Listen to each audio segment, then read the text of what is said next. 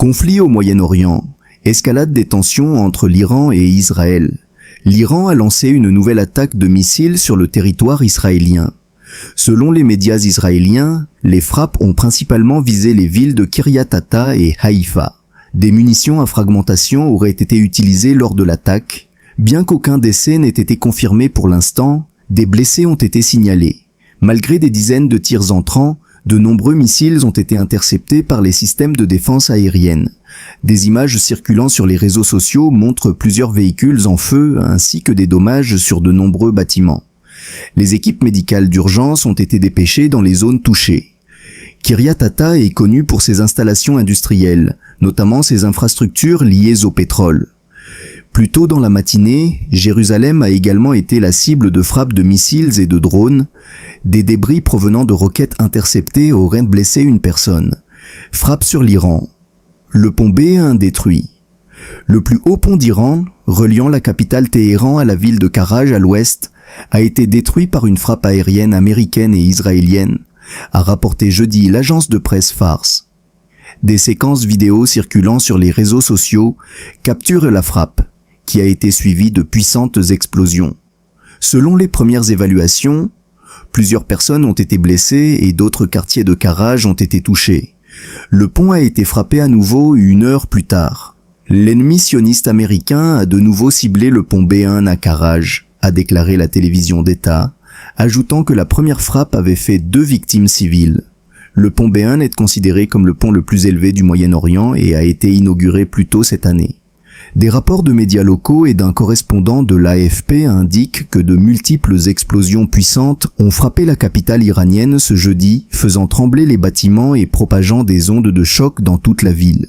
Les explosions étaient perceptibles dans le centre de Téhéran, tandis que des médias nationaux comme le journal Shargh ont également rapporté des détonations dans les zones ouest et est de la capitale.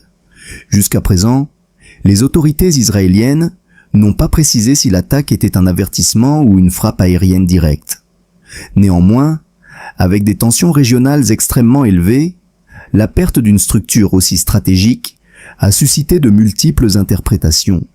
Certains analystes de la défense suggèrent que la frappe pourrait viser à affaiblir les routes d'approvisionnement de Téhéran, perturber le transfert d'équipements militaires vers les zones occidentales. La destruction du pont crée un défi majeur non seulement pour les déplacements civils, mais aussi pour les mouvements opérationnels des forces militaires iraniennes. Couper la route la plus directe, entre Téhéran et les frontières occidentales du pays, pourrait influencer l'équilibre régional des pouvoirs. Opération ukrainienne en Crimée occupée. Les unités de systèmes aériens sans pilote de l'Ukraine, en coordination avec la direction principale du renseignement du ministère de la Défense, ont mené une opération en Crimée occupée, dans la région de Chornomorsk, ciblant des actifs militaires russes. À la suite des frappes sur une base de drones et un site d'essai, l'installation a été détruite ainsi que 4 drones de reconnaissance et de frappe Orion, une station radar, un avion de transport Antonov An-72. Les frappes auraient été effectuées à l'aide de drones équipés d'ogives de 60 à 100 kg. Il est à noter que les drones Orion de l'armée russe ont une portée de 250 à 300 km, peuvent atteindre une altitude de 7,5 km et sont capables de transporter jusqu'à 250 kg de charge utile. L'affrontement direct Iran-Israël, une nouvelle ère stratégique. Le passage des guerres de l'ombre, menées via des proxys comme le Hezbollah, à des confrontations directes marque un tournant historique pour la stabilité régionale. L'impact de la destruction du pont B1. Le pont B1 à Karaj n'est pas seulement une prouesse technique, c'est un verrou logistique militaire. Karaj est une plaque tournante entre Téhéran et les frontières occidentales. Sa destruction ralentit le déploiement rapide des gardiens de la révolution, CGRI, vers l'Irak ou la Syrie. Guerre psychologique.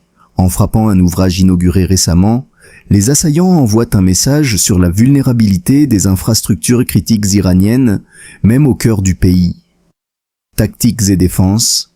Kiryat Ata et Haïfa l'usage, présumé de munitions à fragmentation, cluster munitions, est une escalade notable.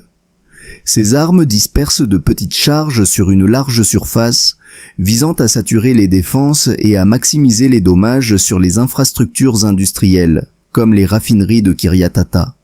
Le dôme de fer et la fronde de David, l'interception de dizaines de missiles, démontrent la résilience de la défense multicouche israélienne. Cependant, la chute de débris à Jérusalem souligne qu'aucune défense n'est hermétique à 100%. 2. Analyse des frappes de drones en Crimée. L'opération ukrainienne à Chornomorsk, Crimée, illustre une maîtrise croissante de la guerre asymétrique. Le drone Orion, une perte majeure pour la Russie.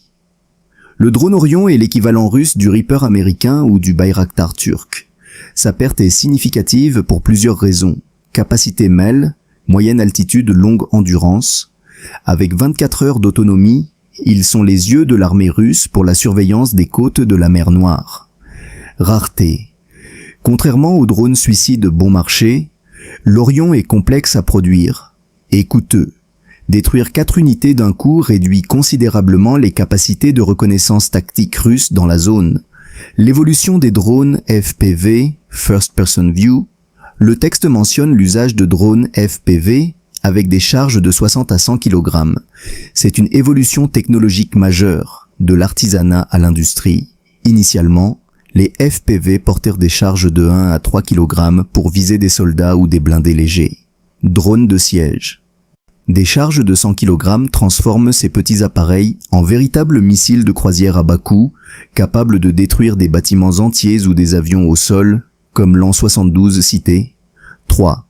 Synthèse géopolitique, les fronts interconnectés.